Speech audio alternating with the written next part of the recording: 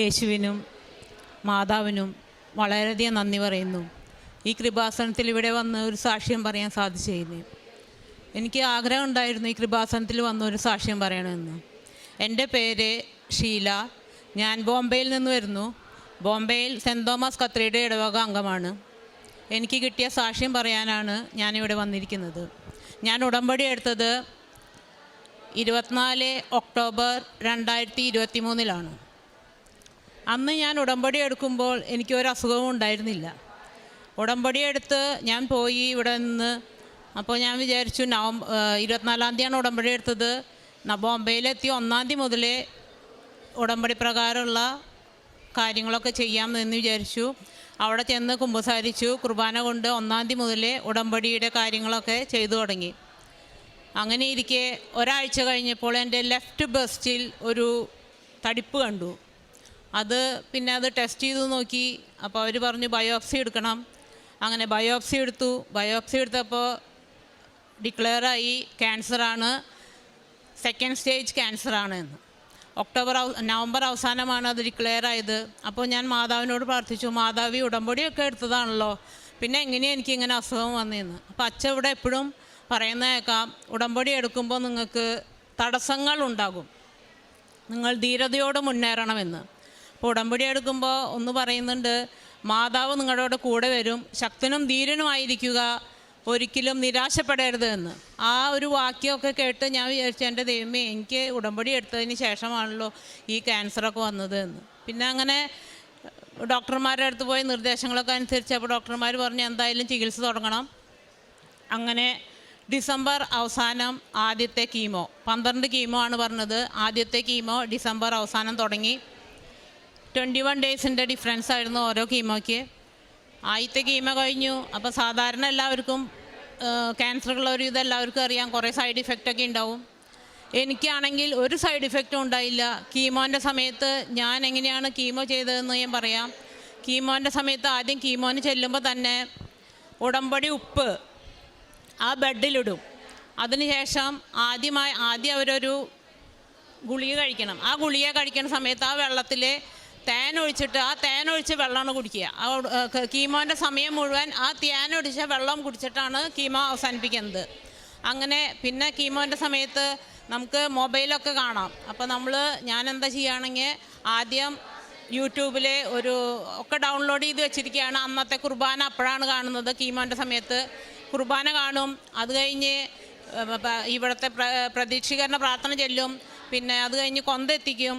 അത് കഴിഞ്ഞ് കുറച്ച് വചനങ്ങളുണ്ട് രോഗികൾക്ക് വേണ്ടത്, അത് ചൊല്ലി അവസാനിപ്പിക്കും. അതൊക്കെ കഴിയുമ്പോൾ 2 മണിക്കൂറാവും. 2 മണിക്കൂറിനുള്ള എല്ലാ പ്രയറും ഞാൻ സെറ്റ് ചെയ്തിട്ടാണ് പോകുന്നത്. ആ കീമോൻ്റെ സമയത്ത് 2 മണിക്കൂറും ഞാൻ ഫുൾ പ്രാർത്ഥനയിലായിരിക്കും. അത് കാരണം കൊണ്ട് കീമോ കഴിഞ്ഞിട്ടും എനിക്ക് യാതൊരുവിധ സൈഡ് ഇഫക്റ്റും ഉണ്ടായില്ല. എല്ലാ ഭക്ഷണം കഴിക്കുക, എന്ത് വേണമെങ്കിലും ചെയ്യാമായിരുന്നു.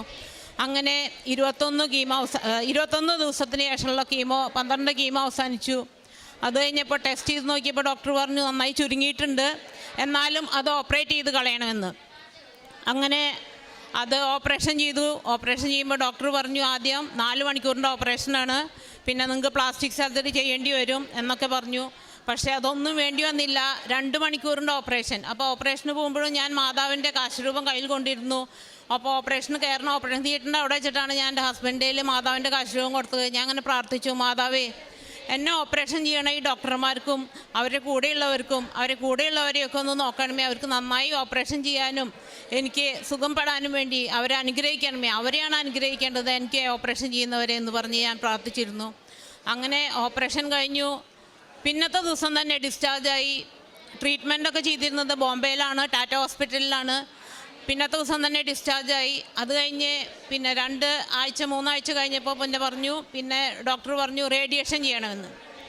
അങ്ങനെ 3 ആഴ്ച റേഡിയേഷൻ, 5 ദിവസം വെച്ച് 3 ആഴ്ച റേഡിയേഷൻ. ആ റേഡിയേഷൻ്റെ സമയത്തും ഞാൻ പ്രാർത്ഥിച്ചിരുന്നു. ആകെ 10 മിനിറ്റിൻ്റെ റേഡിയേഷനാണ്. ഞാൻ എങ്ങനെയാണെങ്കിൽ റേഡിയേഷൻ്റെ സമയത്ത് ഞാൻ അങ്ങനെ പ്രാർത്ഥിക്കുമ്പോൾ ഒരു വിശ്വാസ പ്രമാണവും 20 നമ്മ നിറഞ്ഞു പറയുമ്പോൾ ചെല്ലണ സമയമാണ് ഒരു റേഡിയേഷന് വരുന്നത്.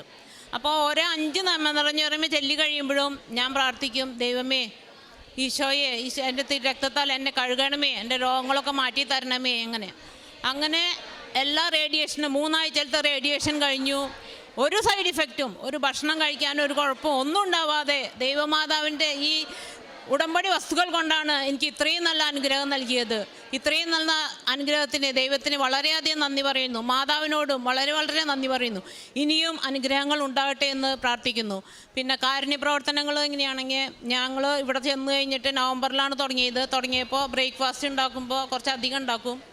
അത് അവിടെ ഭിക്ഷക്കാരുണ്ട് പുറത്ത് കുറച്ച് നടന്നു കഴിഞ്ഞാൽ, അപ്പോൾ അവിടെ പോയിട്ട് ഭിക്ഷക്കാർക്ക് കൊടുക്കും എല്ലാ ദിവസവും. അങ്ങനെയാണ് ചെയ്തിരുന്നത്. അത് കഴിഞ്ഞ് നവംബർ അവസാനമായപ്പോഴാണ് ഇങ്ങനെ കീമോ ചെയ്യണം എന്നൊക്കെ പറഞ്ഞത്. അപ്പോൾ ഞാൻ ആ ഭിക്ഷക്കാരൻ്റെ അടുത്ത് പറഞ്ഞു, എനിക്ക് 2 ദിവസം വരാൻ പറ്റില്ല. അപ്പോൾ അയാൾ പറഞ്ഞു, ഒരു കാര്യം ചെയ്യേ, എനിക്ക് ആട്ട തന്നാൽ മതി എന്ന് പറഞ്ഞു. അതായത് ഗോതമ്പിൻ്റെ പൊടി തന്നാൽ മതി, എൻ്റെ ഭർത്താവ് അവിടെ ഇരുന്ന് വീട്ടിലിരുന്ന് ഉണ്ടാക്കുന്നു. അപ്പോൾ ഞാൻ പിന്നെ കീമോന് പോണേക്കാളും മുമ്പ് അങ്ങനെ ചെയ്തു തുടങ്ങി. 2-3 ദിവസം ആട്ട കൊടുക്കുക അവർക്ക്, 2-3 ദിവസത്തെ. അങ്ങനെ കീമോ ചെയ്ത് പിന്നത്തെ ദിവസം തൊട്ട് ബ്രേക്ക്ഫാസ്റ്റൊക്കെ ഞാൻ ഉണ്ടാക്കി പിന്നെയും കൊണ്ടു കൊടുക്കും. അങ്ങനെ കാരുണ്യപ്രവർത്തികൾ ചെയ്തു. പിന്നെ പേപ്പർ ഈ ടാറ്റയിൽ പോകുമ്പോൾ അവിടെ ഏതാണ്ട് നല്ല തിരക്കാണ്, ഇവിടത്തേക്കാളും തിരക്കാണ് അവിടെ രോഗികളുടെ. അപ്പോൾ അവിടെ കൊടുക്കാൻ ഇഷ്ടംപോലെ ആൾക്കാരുണ്ട്. അപ്പോൾ അവരോട് പറഞ്ഞ് പേപ്പറൊക്കെ പേപ്പറൊക്കെ വേഗം കഴിഞ്ഞു. അപ്പോൾ ഞാൻ വിചാരിക്കുക, എൻ്റെ ദൈവമേ, കുറച്ചധികം പേപ്പർ മേടിക്കായിരുന്നു, ഇത്ര വേഗം പേപ്പർ കഴിയുമെന്ന് വിചാരിച്ചില്ല. അങ്ങനെ ഇപ്പോൾ എൻ്റെ റേഡിയേഷനും കീമോവും ഓപ്പറേഷനും എല്ലാം കഴിഞ്ഞ് ആഗസ്റ്റ് 4-ാം തീയതിയാണ് എൻ്റെ എല്ലാ ഇതും കഴിഞ്ഞത്. ഇപ്പോൾ ഞാൻ നാട്ടിൽ വന്നതാണ്, ഇവിടെ വന്ന് ഉടമ്പടി പുതുക്കാൻ വന്നതാണ്. ഉടമ്പടി പുതുക്കി ഇനിയും മാതാവിൻ്റെ അനുഗ്രഹങ്ങൾ ഉണ്ടാവട്ടെ, എല്ലാവർക്കും ഉണ്ടാവട്ടെ. എല്ലാ പേഷ്യൻറ്റിന് വേണ്ടിയിട്ട് ഞാൻ പ്രത്യേകം പ്രാർത്ഥിക്കുന്നുണ്ട്. അത് അങ്ങനത്തെ അവസ്ഥയിൽ പോകുന്നവർക്കാണ് അതിൻ്റെ കാര്യങ്ങൾ നന്നായി അറിയുക. അങ്ങനത്തെ അവസ്ഥയിൽ പോകുന്ന കാരണം കൊണ്ട് അങ്ങനെയുള്ള പേഷ്യൻറ്റിന് വേണ്ടി ഞാൻ പ്രത്യേകം പ്രാർത്ഥിക്കുന്നുണ്ട്. എല്ലാവർക്കും മാതാവിൻ്റെ പ്രത്യേക അനുഗ്രഹം ഉണ്ടാവട്ടെ എന്ന് അപേക്ഷിക്കുന്നു. Thank you. 62-ാം